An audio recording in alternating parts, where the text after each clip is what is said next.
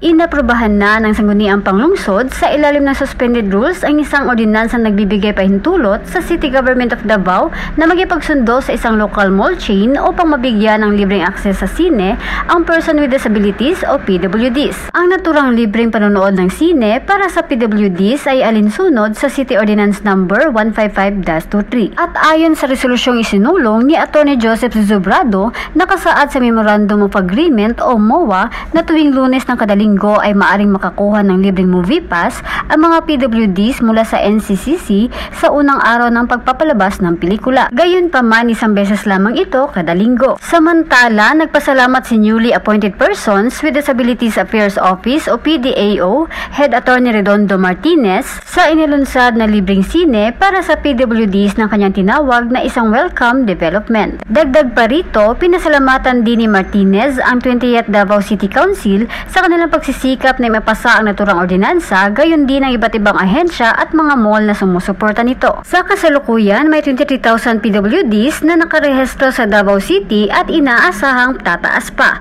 Mula dito sa Davao City, Charlotte Mayol para sa Radyo Alternatibo Balita Nationwide.